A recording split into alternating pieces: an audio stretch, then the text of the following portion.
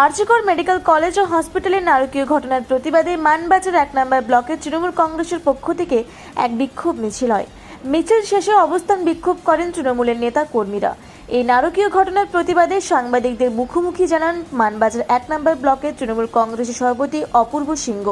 সঙ্গে উপস্থিত ছিলেন তৃণমূল কংগ্রেসের বরিষ্ঠ নেতা গুরুপদ টুডু, তৃণমূল কংগ্রেসের প্রাক্তন ব্লক সভাপতি দেবেন্দ্রনাথ মাহাতো, মানবাজার ব্লকের পঞ্চায়েত সমিতির সভাপতি সবিতা মোদি, গোপালনগর গ্রাম পঞ্চায়েতের প্রাক্তন প্রধান কিশোর মাহাতো, মানবাজার 1 নম্বর ব্লকের তৃণমূল কংগ্রেসের সহ সভাপতি নবকিশোর পরামানিক সহ তৃণমূল কংগ্রেসের অন্যান্য নেতৃত্ব কর্মীবৃন্দ।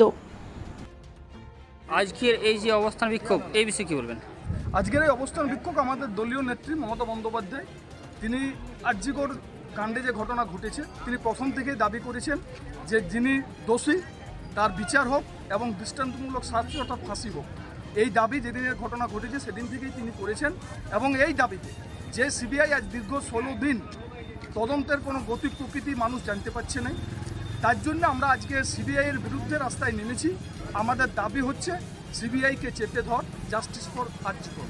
এবং একমাত্র তৃণমূল কংগ্রেস এই দল যাদের কথা এক, দাবি এক, তাই এই দাবিতে আমাদের আন্দোলন চলছে। কিছুক্ষণ আগে আমাদের ছাত্র যুবর সংগঠন মানবাজার ব্লকের তারা একটা সুসজ্জিত মিছিল মানবাজার শহরে পরিক্রমা করছে।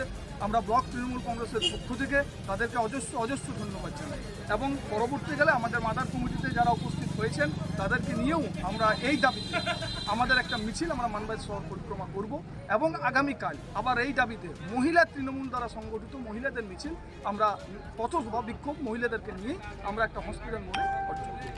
আপনার নাম? আমার নাম অপূর্ব সিংহ, ব্লক সভাপতি মানবাজার 1 নম্বর ব্লক তৃণমূল কংগ্রেস।